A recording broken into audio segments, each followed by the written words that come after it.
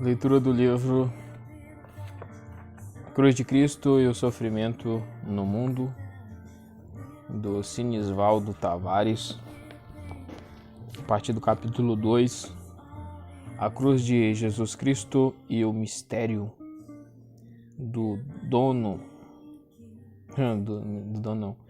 o mistério do Deus crucificado. O exame da relação entre cruz de Jesus e mistério de Deus, que indague sobre as consequências que dela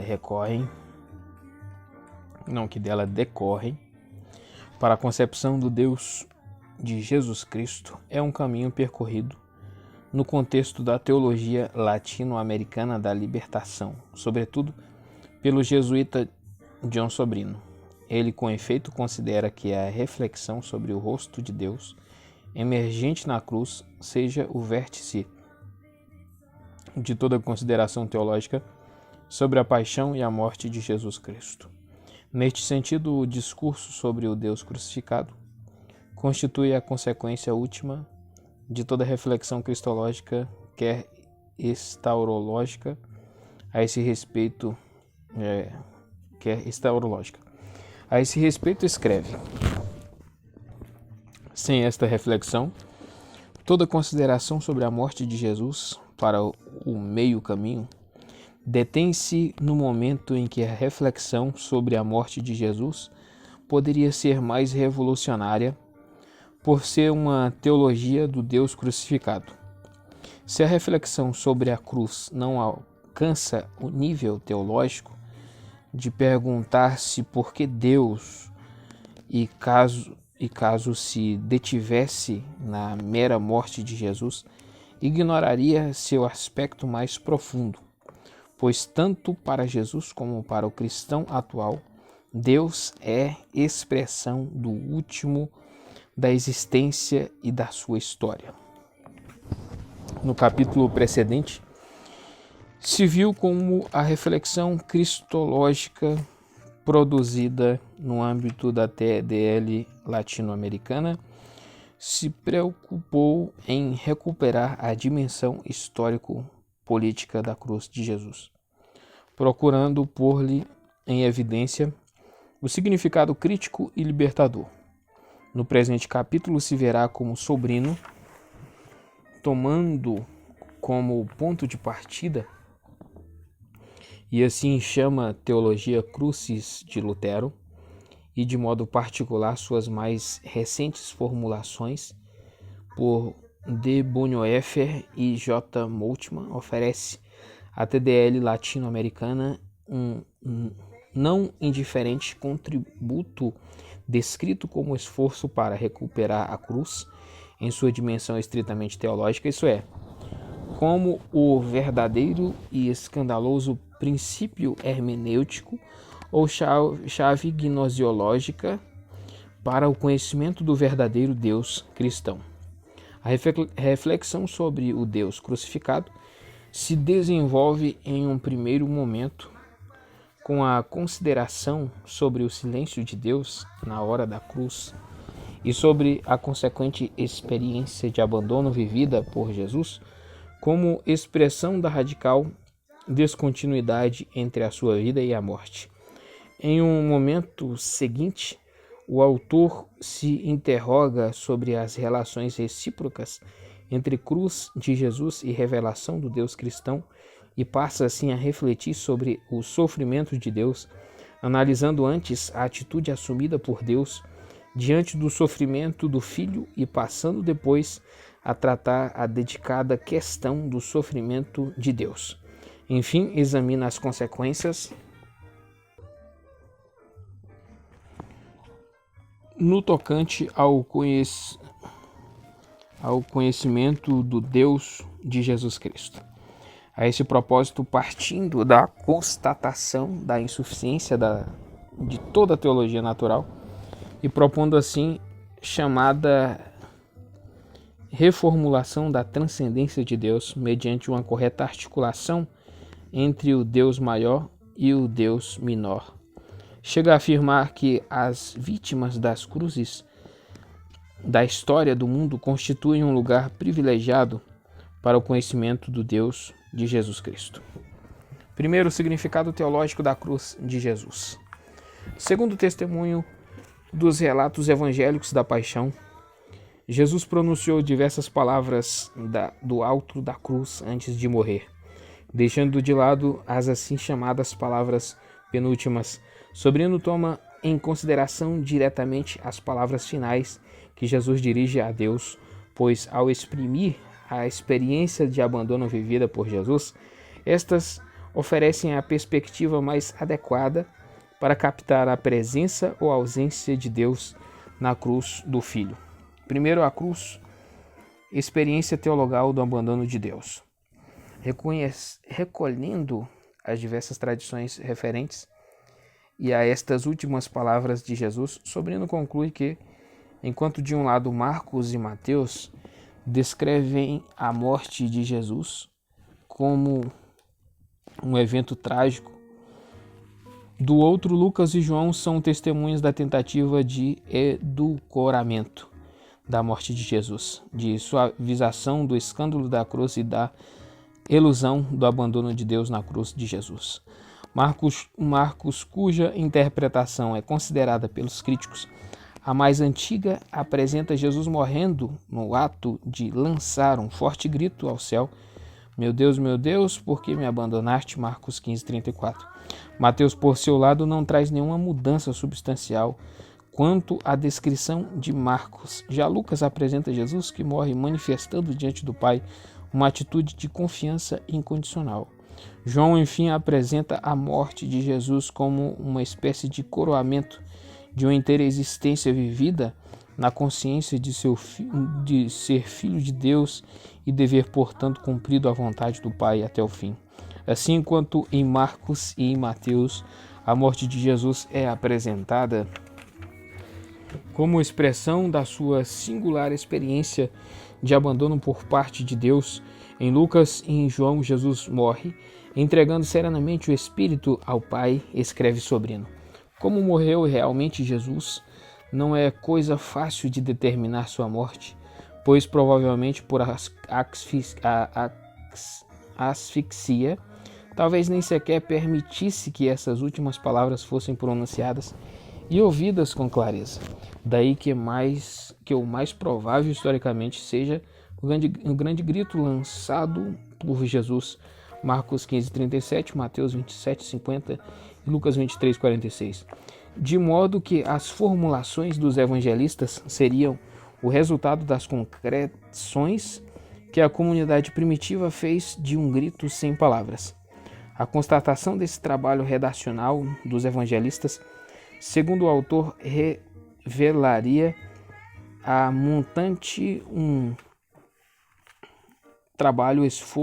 trabalhoso esforço de reflexão dos primeiros cristãos visando integrar na unidade do personagem Jesus o evento escandaloso da cruz com a novidade surpreendente da ressurreição. Era para eles difícil, com efeito, pensar que o mesmo Deus que ressuscitou Jesus o tivesse anteriormente abandonado na cruz. Esta difícil conciliação fez que se destacasse a ressurreição de Jesus em detrimento da sua paixão e morte, não obstante que no interior do corpo literário do Novo Testamento tenham permanecido alguns testemunhos do caráter escandaloso da cruz, 1 Coríntios 1:23 e Hebreus 5:7. Este processo com o qual se tenta eludir o escândalo da cruz tende a prevalecer e a afirmar-se ainda mais ao longo da história da Igreja e da teologia católica, sobretudo através da construção de novos esquemas teológicos, afirma Sobrino. Muito mais claro se vê a tentativa de suavizar o abandono de Deus ao longo da história, notando que essas tentativas não se fazem já por fidelidade à exegese do texto, e sim, em geral, por a priores teológicos, o que mostra quão difícil é aceitar a possibilidade sequer desse abandono. Nesse contexto se inserem as diversas interpretações dadas por alguns padres, quer gregos, quer latinos, até Tomás de Aquino, as palavras do Salmo 22, pronunciadas por Jesus moribundo.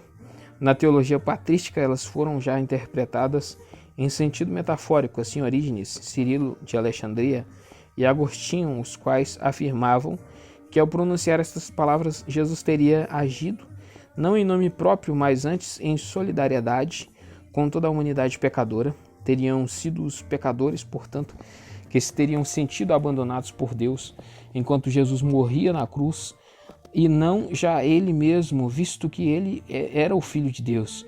Epifânio e Eusébio, porém, interpretavam as mesmas palavras como uma espécie de diálogo entre as duas naturezas de Jesus, humana e divina.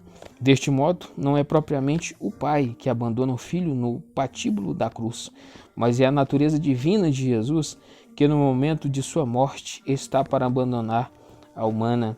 Enfim, Tertuliano, Ambrósio e Tomás chegam a admitir o abandono de Jesus na cruz como experiência, sobretudo psicológica, que não provocou nele nem angústia nem desespero. 2. A cruz, expressão da descontinuidade entre a vida e a morte de Jesus, prescindindo da possibilidade ou não de saber com precisão quais foram as palavras pronunciadas por Jesus agonizante e ter acesso ulteriormente à experiência psicológica por ele vivida no momento da morte. Sobrino interpreta o evento da cruz como a manifestação mais clara daquela radical descontinuidade entre vida e morte de Jesus, que constitui, por sua vez, a tragédia objetiva e específica da sua morte. Essa radical descontinuidade quer se expresse em termos de abandono do Pai, ou em outros termos, é real e é o que constitui a tragédia objetiva e específica da morte de Jesus. Esta descontinuidade objetiva entre vida e morte é o que mais caracteriza a morte de Jesus na cruz, em confronto com outros mártires que justamente interpretaram a própria morte na mais nítida continuidade com a vida e até mesmo como a máxima confirmação da própria causa. Os mártires, na verdade, morrem conscientes não só de relatar com o próprio martírio a causa que defenderam, mas também de reforçá-la mediante o sacrifício da própria vida. Os mártires cristãos, além do mais, sempre acolheram o martírio como uma graça particular, como expressão do dom de Deus por excelência, pois assim eles, realizando um modo privilegiado o próprio desejo de maior comunhão com Deus, levaram o termo à própria existência cristã. Não foi tal, porém, a experiência de morte de Jesus. Sobrino afirma que, além das possíveis interpretações das últimas palavras pronunciadas por Jesus na cruz, se grito lacinante ou expressão de confiança incondicional, não se pode ignorar a descontinuidade teologal entre a sua morte e a sua vida. Esta descontinuidade considera a tragédia objetiva e específica da morte de Jesus. Se revela na dupla ruptura provocada pelo evento da cruz, quer com o conteúdo da pregação de Jesus, quer no interior daquele singularíssimo relacionamento existente entre filho e pai. Quanto à pregação de Jesus, o autor relembra que o núcleo da sua mensagem tinha por fundamento a radical proximidade do reino de Deus, a tal ponto que cada palavra sua e cada gesto seu tinham por fim a irrupção próxima desta soberania divina. Sobrino afirma, todavia, que nos relatos da paixão não se percebem sinais concretos da vinda do reino. Ao contrário, aquilo que de modo tanto mais desconcertante emerge da cruz de Jesus é justamente pelo contrário o triunfo progressivo do antirreino sobre o reino por ele proclamado. Isso não quer dizer que Jesus estivesse excessivamente agarrado às próprias convicções e expectativas em face da vinda do reino de Deus. No curso da sua vida pública, com efeito, ele tinha demonstrado grande maleabilidade no aceitar outras eventuais possibilidades quanto à manifestação próxima da soberania de Deus. E talvez tenha também acreditado que poderia acelerá-la através da sua morte. Mas nem no horto, nem nos juízos, nem no caminho para a cruz, nem na cruz se apresenta Jesus pensando no reino que vem, nem mostrando que o que lhe ocorre é serviço ao reino. As tradições da morte de Jesus não se apresentam em relação com e como serviço ao que foi fundamental em sua vida e missão, o advento do reino de Deus. Existe aqui uma descontinuidade objetiva importante que na linguagem forte pode chamar-se de fracasso. Todavia, a segunda ruptura provocada em Jesus pelo evento da cruz se revela ainda mais radical, pois é por ele vivida como descontinuidade na relação de singular intimidade que tinha instaurado com Deus, experimentado como Pai. É, no entanto, verdade que na sua relação com Deus, Jesus sempre soube conjugar transcendência infinita com absoluta proximidade, a tal ponto que a intimidade entre filho e pai jamais significou o anulamento da experiência de Deus como mistério. Esta é a razão pela qual, no curso da sua vida, Jesus teve de aprender quanto de novidade poderia representar a irrupção de Deus na sua vida. Na cruz, porém, Deus se revela duplamente como mistério, pois desaparece, por assim dizer, a proximidade pessoal do Pai para dar espaço unicamente à sua nua realidade de mistério. Sobrino, portanto, interpreta os relatos da paixão como o testemunho de uma progressão que vai de uma experiência de solidão histórica constituída pelo abandono dos apóstolos, pela negação de Pedro e a traição de Judas, e uma situação de solidão radical e teologal expressa pelo silêncio de Deus, ou no melhor dos casos, pela sua não ativa presença. Esta é a expressão mais completa da inegável descontinuidade radical e objetiva que caracterizou a morte de Jesus na cruz. Esta nova forma de ser de Deus para com Jesus quer que lhe chame abandono, silêncio ou simplesmente distanciamento ou inação de Deus. É o mais doloroso da morte de Jesus. Dito em termos sistemáticos, na cruz o pecado aparece com maior poder que o Pai Deus. É difícil, pois, se não impossível, saber com certeza como morreu Jesus em relação com seu Deus. Mas caso se tomem todos os dados em seu conjunto, cremos que a sua morte aparece muito mais a desolação teologal que a consolação, que de Deus muito mais escuta seu silêncio que uma palavra de proximidade. 2. Cruz de Jesus e revelação de Deus. O Novo Testamento documenta, segundo Sobrino, o grande esforço das primeiras comunidades cristãs para sublinhar o profundo vínculo entre cruz e ressurreição, mediante a qual se afirma que o mesmo Deus que ressuscitou Jesus dos mortos estava ali junto ao Filho no momento da sua morte na cruz.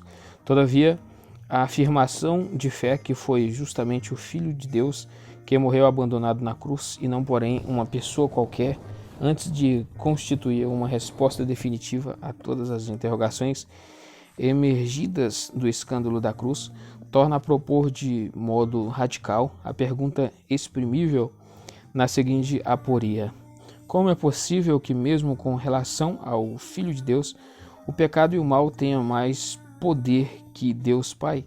Ou, em outros termos, como nem o próprio Deus fiel à sua decisão primigênia de encarnar-se pode subtrair-se a esta lei da história marcada pelo pecado e pela contradição? Tal aporia não pode senão suscitar a pergunta sobre o significado teológico da cruz de Jesus, ou seja, sobre a relação que se dá entre cruz de Jesus e revelação do próprio ser de Deus. Por conseguinte, através da análise da atitude assumida pelo Pai diante do sofrimento do Filho, Sobrino procura, sobretudo, descobrir aquele específico rosto de Deus que emerge na paixão e morte de Jesus.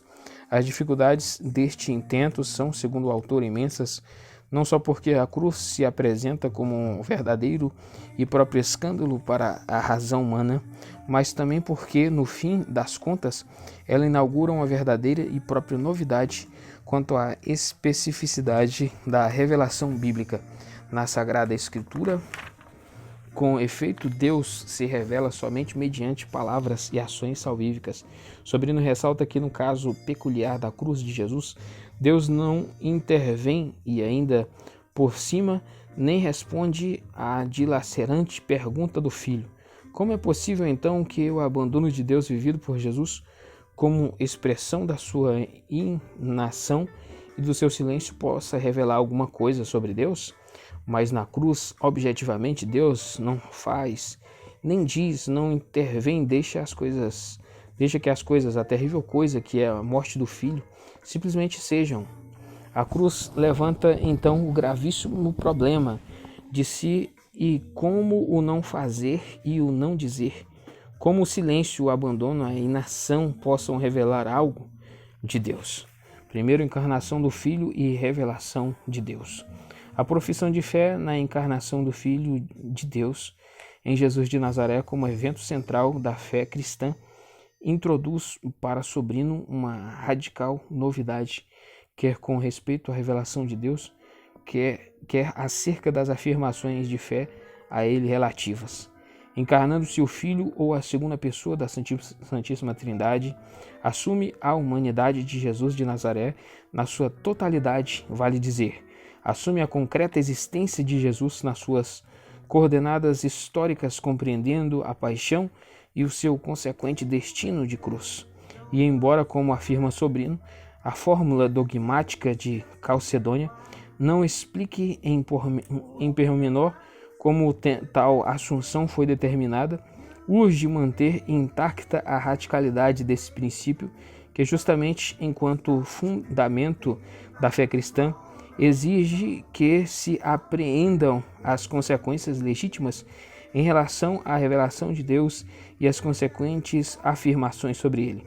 O autor observa também que, segundo o testemunho da Escritura, fala-se de Deus de forma exclusivamente doxológica e com base em expectativas vividas e experimentadas na perspectiva de fé.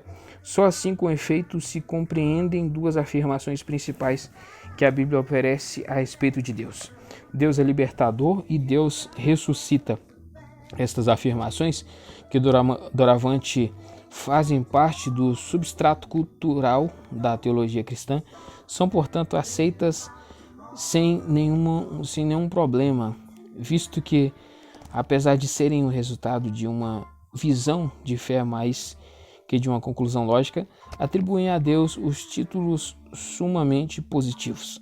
A encarnação, porém, a seu ver, obrigaria a teologia a repensar esta costumeira forma de nomear a Deus, de sorte que ela, consciente da importância da responsabilidade do próprio encargo, deverá necessariamente pronunciar-se também em afirmações que dizem respeito especificamente ao devir e ao futuro de Deus como condição irrenunciável para uma maior compreensão de seu inefável mistério. A tal propósito, afirma Sobrino, a dinâmica de uma fé baseada na encarnação faz quebrar os pressupostos normais do pensar humano acerca de Deus, inclusive o modo crente de proceder ao fazer afirmações doxológicas sobre Deus. Número 2. A cruz, mediação da revelação divina. Lembra Sobrino que, entre as diversas afirmações feitas pelo Novo Testamento sobre Jesus, uma em particular se refere ao sofrimento provocado pelo abandono de Deus no momento de sua morte na cruz. Neste preciso contexto, o autor se pergunta em que medida o sofrimento de Jesus teria envolvido Deus Pai, atingindo-o na sua essência mesma. É possível que o sofrimento de Jesus toque o Pai, aquele que desde sempre foi considerado como o princípio absoluto da transcendência infinita? A resposta vem a ser inevitável, apesar da dificuldade da pergunta. Os textos do Novo Testamento não falam de maneira explícita do sofrimento como possível modo do ser de Deus. Isso não significa, todavia, que por em relação ao sofrimento e o ser de Deus seja propor uma reflexão arbitrária. Esta, com efeito, se baseia na afirmação de Paulo acerca da presença de Deus na cruz de Jesus, 2 Coríntios 5,9, e na confissão de fé do evangelista Marcos, posta nos lábios do centurião, que, completando Jesus crucificado, exclama: na verdade, este homem era filho de Deus. Marcos 15:39. Além disso, dada a índole sacramental da revelação cristã, em virtude da qual pertence à sua própria estrutura histórica, que a realidade em que ou através da qual Deus se revela seja mediação da sua revelação e não um simples meio seu. A afirmação paulina que na cruz de Jesus Deus estava presente induz a reflexão sobre a cruz como mediação da revelação de Deus, afirma Sobrino. A revelação de Deus é de índole sacramental, não há de índole conclusiva ao se fazer presente em realidades históricas. Se isso é assim, é ao menos provável proceder em sentido inverso. Em todo lugar da realidade de Jesus se manifesta algo de Deus. É, portanto, provável que o estar de Deus na cruz, enquanto cruz, revele algo de Deus. 3. A participação de Deus no sofrimento do Filho. Sobrino afirma que, por causa da própria natureza do argumento, a pergunta sobre a relação entre cruz de Jesus e revelação do rosto de Deus se apresenta um tanto complexa. Esta é, aliás, a razão pela qual, enquanto alguns teólogos se limitam a falar do sofrimento do Filho, sem chegar jamais a admitir o sofrimento de Deus Pai, outros, ao invés, ousam falar de um Deus crucificado. O autor recorda, neste contexto, a famosa frase de Lutero: Nemo contra Deum nisi Deo ipsi, expressão da tendência de formular de maneira exacerbada o ministério de Deus presente na cruz de Jesus. Conforme esta visão, que ele teve muitos seguidores na tradição luterana, o abandono de Deus, sofrido por Jesus na cruz, revelaria uma espécie de contraposição no interior da Santíssima Trindade, em que se perceberia um autêntico afastamento entre Pai e Filho, culminando na rejeição assumida pelo primeiro em relação ao segundo, causando por sua vez o máximo sofrimento ao Pai. De uma parte, Sobrino admite o exagero desta formulação conceitual, da outra, porém, não compartilha a opinião daqueles que aí pensam que a morte de Jesus não tenha nenhum tipo de consequência com respeito ao conhecimento da essência profunda de Deus. De resto, a seu ver, seria de todo incongruente a afirmação que o próprio Deus, o qual, ao longo da vida, a vida de Jesus, se tinha manifestado como a negação verdadeira e própria da apatia, se tenha revelado apático justamente no momento da sua paixão e morte. Por esta razão, segundo Sobrino, o silêncio de Deus, como também a sua consequente não intervenção diante do sofrimento do Filho, são o testemunho em versão negativa do fato de que a cruz diga respeito ao próprio Deus.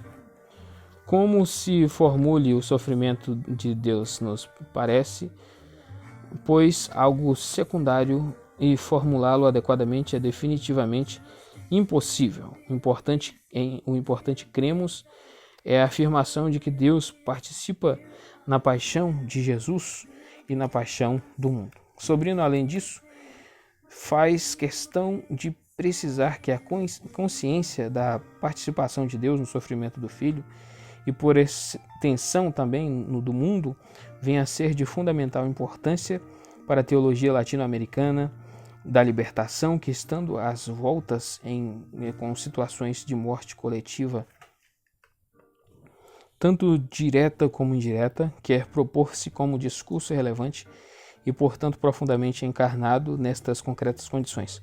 No continente latino-americano não se fala diretamente da morte de Deus, como se fazia há algum tempo na Europa, mas ela é experimentada através da mediação concreta da morte do outro, isto é, do índio, do pobre e do marginalizado em geral. É necessário, portanto, levar o termo à intuição que o oprimido é mediação privilegiada de Deus. Não basta afirmar que Deus tem poder sobre o negativo da vida. A isto é preciso acrescentar a pergunta sobre o como e sobre o sentido deste poder sobre a morte, sobre a injustiça e sobre a opressão. A resposta a estas questões passa inevitavelmente pela pergunta: Deus nos salva a partir de fora ou a partir de dentro da história? O capítulo seguinte, de caráter estritamente soteriológico, se ocupa com este importante aspecto. Por enquanto, nos contentaremos com a afirmação de Sobrino que uma teologia histórica da libertação deveria assumir a tarefa de indagar sobre o sentido do sofrimento e da morte como realidades atinentes ao próprio Deus.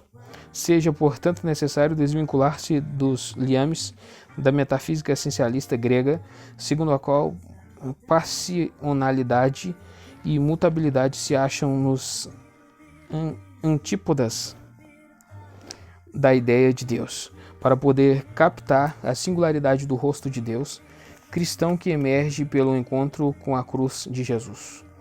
A concepção da metafísica grega sobre o ser e a perfeição de Deus torna impossível uma teologia da cruz. Pelo contrário, uma teologia histórica da libertação tem que pensar o sofrimento como um modo de ser de Deus. 4. O Deus crucificado, expressão cabal do Deus solitário. Sobrino afirma, além disso, que o melhor modo para aprofundar o que é expresso pelo apóstolo João ao declarar Deus é amor é verificar a pertinência dessa afirmação através de uma reflexão que lhe capte o sentido histórico. Portanto, será necessário responder à seguinte pergunta: como pode Deus exprimir um amor tão grande sem se deixar envolver pela miséria típica da condição humana? Ou, em outros termos, como pode Deus manifestar a credibilidade do seu amor aos homens radicados em uma situação não remida, sem assumir ele mesmo pessoalmente o sofrimento histórico? Com efeito, um Deus incapaz de sofrer seria incapaz também de amar, visto que a experiência humana revela que, na presente situação histórica, o amor deverá vencer sempre a prova do sofrimento. Neste caso, que Deus possa sofrer é bem outra coisa que um sinal de imperfeição, mas revela, ao contrário, a sua onipotência e o seu desmesurado amor pela humanidade manifestado justamente na capacidade de seu